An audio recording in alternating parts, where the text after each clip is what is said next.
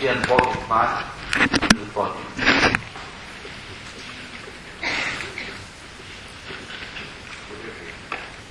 Again, I hope the mechanics work here.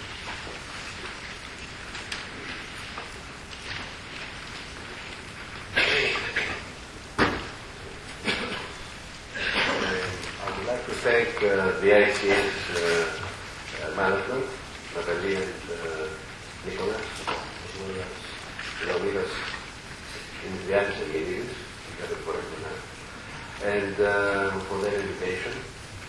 And I will start by saying that since we have many distinguished speakers, I will try to say a few things to open the mind of the audience to the next speakers, for something that maybe Nicholas started being a little bit in his small sweet hitting the point.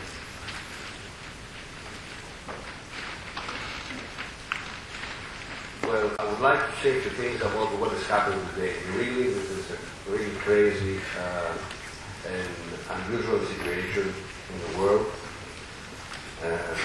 Everybody is feeling that things are moving with no direction, and at the same time,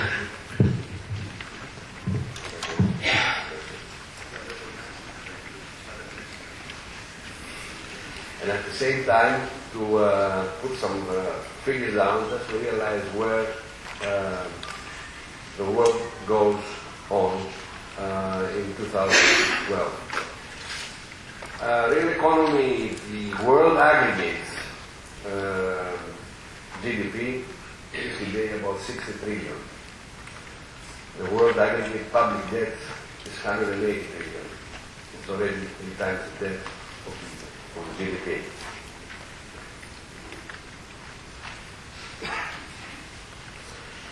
These gentlemen have done most of the work of what is happening these days in the world. Mr. Greenspan was in 2000 and 2006, and he gave the big ray for the crisis of 2008 in the States to Mr. Bernanke.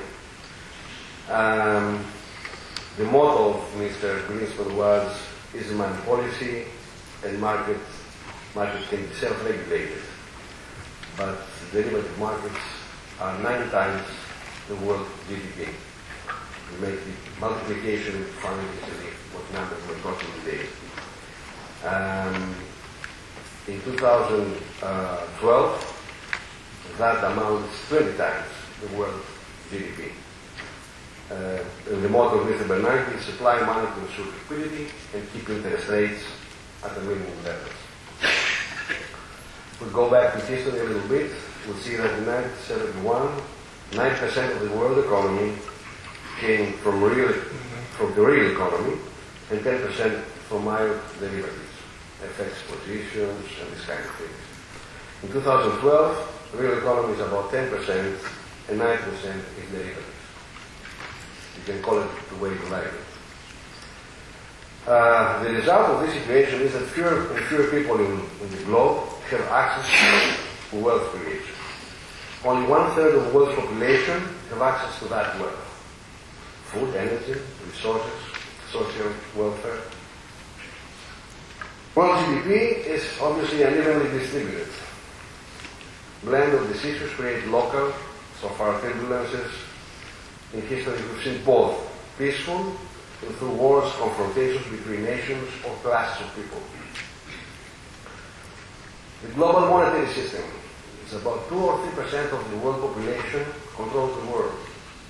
Speculative capitals accumulate through various monetary transactions, large wealth for the few, in detriment of the people that have no access to them. We have regulators to regulate the money markets and to prevent natural abuse, bank behavior. But regulators so far approved by majority to be part of the monetary system, thus not allowing any kind of effective reform. Who and how can resolve these imbalances? Politicians. real leaders that so far lack in the 21st century. These politicians should confront bankers and put back on track the world monetary system before it crashes through either big or small bubble bursts.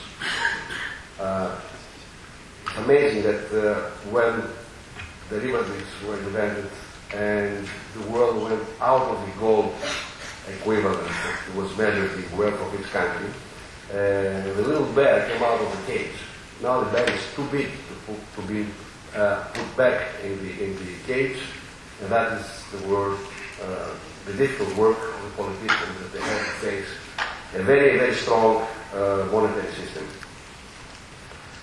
The first step of this redistribution of wealth is Tobin tax. Everybody talks about it. But just to know a little bit about the numbers, to see how this would work, it's estimated that 1 pip imposed on any monetary transaction would produce, for instance, for the European Union, only about 400 billion per annum. If you make 2 pips or 2 pips in every transaction, you can easily calculate the billions and the trillions eventually.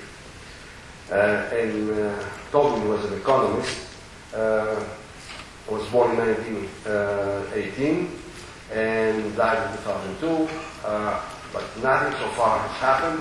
There's very strong resistance, and politicians cannot make the right attempts to redistribute world wealth. Where shipping stands. Shipping has a real economic component. There are real assets, around 8 specialized people and transport around the globe real products and commodities.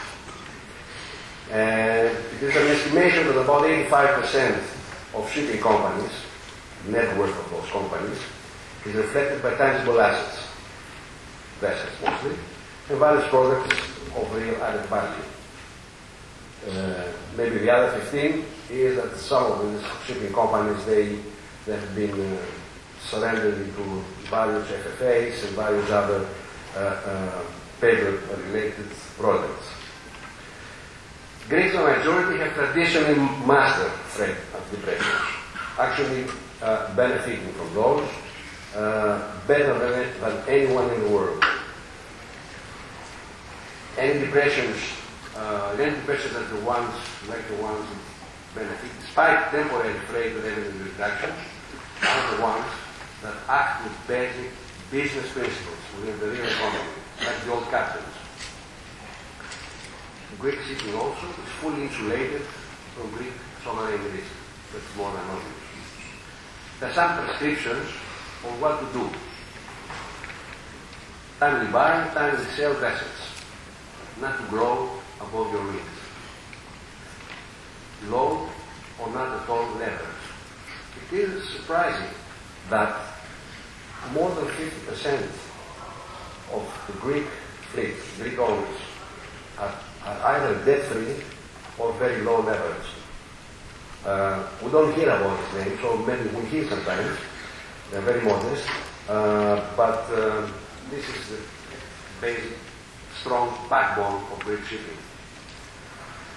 Not too heavily rely on other people's money, banks and capital markets, and if so, at a very low possible dependence. Keeping tight grasp and control over your company's operations. History repeats itself. We must read history. For us, that we've been around for more than 35 years in the industry, we've seen ups and downs, and we've seen behaviors of shipping companies, shipping magnates, the way they've been up and down. Make always sure that in any worst case scenario, the company can stay liquid and afloat.